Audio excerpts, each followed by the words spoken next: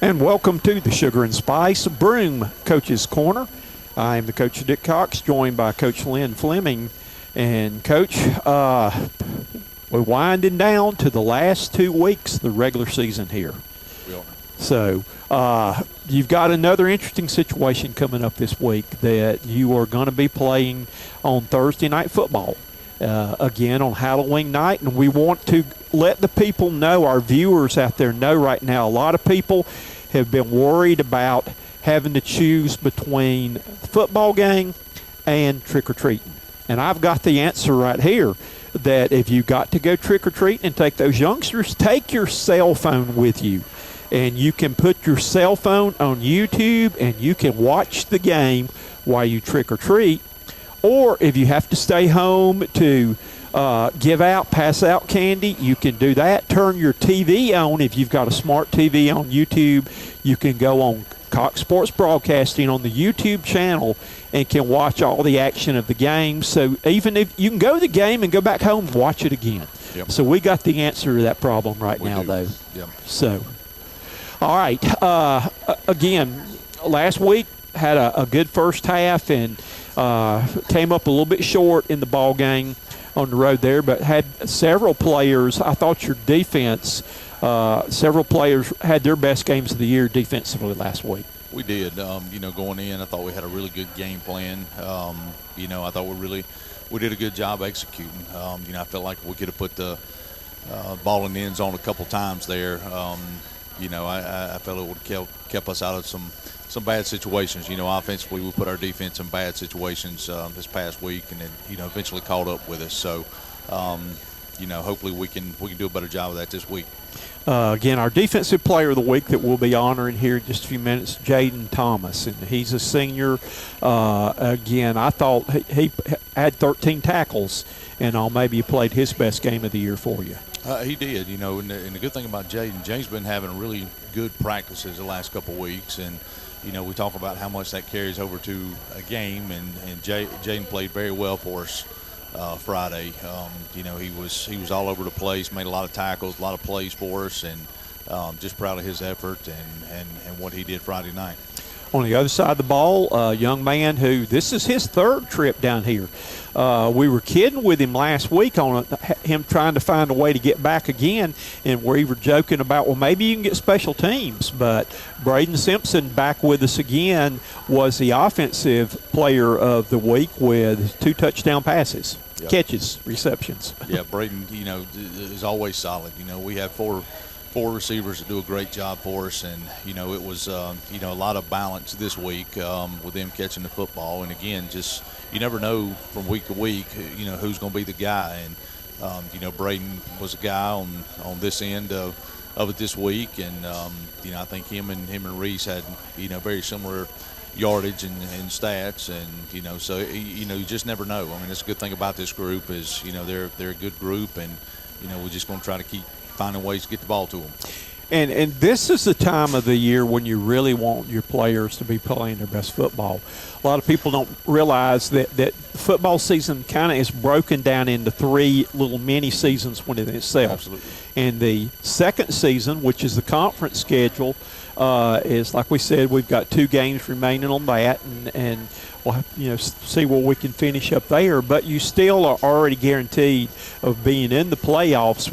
Will be a season itself, a new season, new beginning, new start where you go back 0-0 in that one too. Yeah, and that's one of those things. You want to win every football game, and you prepare to win every football game, and but the teams that go on and win the state championship or make those deep runs in the playoffs are their team that's playing their best football at the end of the year. You've seen a lot of teams that they'll go 10-0 during the regular season, they'll lose out in the first or second round, and we've seen a lot of teams that's this been below 500 and got hot at the end of the season, and some teams are going on to win a state championship. So it's all about how the team understands every week is an opportunity, every day is an opportunity when you go on the practice field just to get better. And as long as we keep getting better, put it all together at the right time, we got a chance. And, we still haven't played our best football, and, we're still looking for that Friday night. We played really well in spurts, and we hadn't in spurts. It's kind of consistency thing we're talking about. And again, that that falls back on me. We just have to. I have to do a better job of getting us prepared, and just looking forward to another opportunity this week. And I thought that I saw improvements with, it seemed like the crucial penalties you've been having at the wrong time, with the exception of the roughing the kicker, which I think was a bad call on that I didn't think he roughed the kicker with what the play there, though. But I saw a lot of improvement there were the things where you had been beating yourself in a lot of ways, that you eliminated some of those. Yeah, we did. And, our guys are, they're playing very hard every week. Their effort level is great. So, we just continue to clean up some of that stuff and, just continue to get better each week. And, this could be exciting into the football season. All right, you're going into the final couple of weeks of the season, and I know that it's been a very physical season you played this year. How health-wise are you going in these last few games? We seem to be okay. We're going to be as healthy as we can be, at this point. So, obviously beat up, like everybody else is. So, we're dealing with some of those little nagging injuries, but we're about as healthy as we can be at this point. What are some things that you still would like to see, that maybe some areas you would like to see improvement on over these last two regular season games? Well, offensively, we have to find a way to score. We had the ball inside the 5-yard line a couple times the other night, and we punched those in. It's a different game. We just have to find a way to get the ball in the end zone. To finish those drives. And we have to eliminate some of the negative yardage plays that gets us behind the sticks. Those are the things, offensively.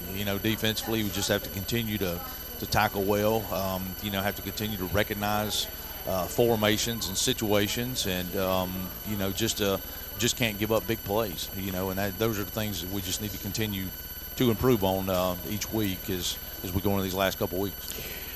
Got the game, Thursday's game here for Halloween against Chapman, and this is a team that has been a good rivalry right there. But over the last couple of years, Chapman seems to have come up with a way, or seems to have had Broome's number there, though. But, this is a different Chapman team than they've had in the past. I know that they lost some players that they were counting on having this year, and they've struggled at times this year too. Yeah, and it's, still Chapman. I mean, those guys do a good job over there, and they still believe they can win football games, and they're going to prepare, and they're going to be well coached, and they're going to play real physical style football, which is what they've kind of turned into. So we look for a great matchup. In previous years, their passing game has really been strong. So they've had some really good quarterbacks come through their system right there, though. Are they still a predominantly passing team, or are they looking more to be a running team this year? They're more running the football this year. They have try to keep you honest on the edge with screens, a lot of quick game stuff, but, they want to establish the run, inside and outside, use a lot of motion, a lot of variations of motions to keep you honest with your ends, your defensive ends, your outside linebackers. But they want to run the football. Okay, defensively, they have been a pretty physical defensive team. What does their defense look like this year? Yeah, they're 4-2, 4-4. They're very physical in the box. They just want to bring pressure. Defensively, they're just trying to keep everything in front of them. They set not to give up the big play, and they just want to come downhill and make a tackle, and that's kind of what their philosophy looks like it's turned into defensively. When you play a game like you've had to do several times this year, moving things up, just talk about how different it is, or how it affects your practice schedule when you have a short week like this week. Well, it's always a challenge. You lose a day of preparation, but we're at this time of the year that our guys, we know what to do. So it's about going out and getting some reps. Trying to keep everybody healthy during the week, with trying to be physical at practice, which is a balancing act in itself. So, but it's we should be prepared to play. Our guys are. Again, they understand what we're trying to do, and we just lose that extra day of practice to work on it. But it's it's time of year that that they know, and we just have to be a better team. At this point, do you pretty much have everything in offensively and defensively, or do you still tinker and add a few little new wrinkles here to kind of keep people honest that they may not have seen something maybe in the film or something, a little something special to show? Well, so it's a little both. I mean, we put in some little wrinkles to do some things a little bit different than what we've done. But we also take a look at what they're doing on defense, and we try to take advantage of that. And that might be a formation, it might be a play here or there that we're trying to take advantage of. And and the reality of it is you do that, and you get out there on Friday night, you really don't know what you're going to see. They may be doing the same thing, making some changes and put some wrinkles in. So you just try to prepare you guys the best you can. Do the kids, is it something that they enjoy under the circumstances of going and playing some games down the street over there at Spartan High Stadium? It's a little bit different from your stadium with AstroTurf and things like that, but, what are their thoughts on that? Well, I think it's, it's kind of a best-case scenario where we're at. I think they would much rather be playing at Royal Stadium in front of the home crowd, and, and especially our seniors being able to play their last games there. But, it's certainly, a great facility to have a chance to go over and play at. But, like I said, I think our guys would much rather play at our place. So they are too. I don't know if your seniors realize this or not. They won their final game they'd ever play at Royal Stadium. That was homecoming. Exactly right. So sure I don't know if they realize that yet or not, but their last game they ever played there, they won though. But being senior night, this is a special night. What can you talk a little bit about the senior class? Some of the guys that will be playing their final home game, official home game for the Centurions. Well, there's so many of them. Like every year, it's a good group, and a lot of them have grown up tremendously, and and some of them are still growing up. They're young men trying to find their way, and we know that we feel confident when they leave our program they're going to be good young men, and they're going to be great husbands, great fathers, and great members of a community or business, whatever they're a part of. That's what we want them to be and what we challenge them to be. And this is a group that I feel very confident that they're all going to be that.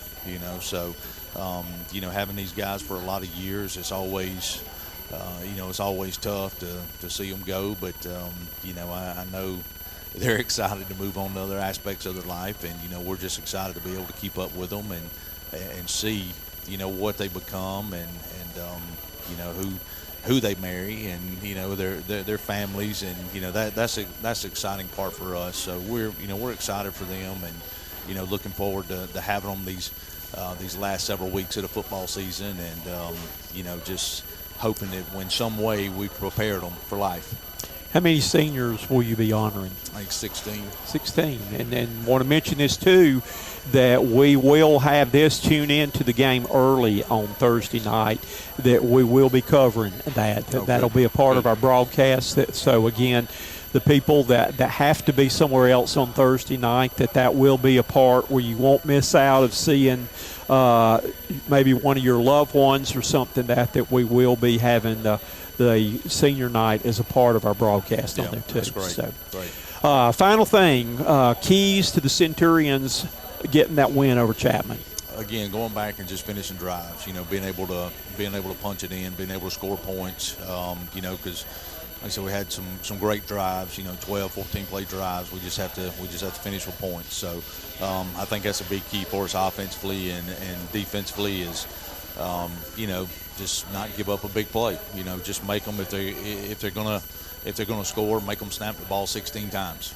To make them score. So I think the more times they snap it, the more it works in our favor. And so I think those are the goals for us both offensively and defensively for Friday or for Thursday. Well, we look forward to spending the Halloween, and who knows that Coach Tony was. Well, I was telling him that I was dressing up like him for Halloween, and he said you can't wear a mask into the stadium. You That's cannot. right. That's right. Make sure people know that, though. And I said, well, I'll leave mine in the car because I couldn't think of anybody any scarier to be for Halloween than him, though. Well, good luck on Thursday night. Look forward to talking to you after the game. Sounds great. Thank you, Coach. Thank you.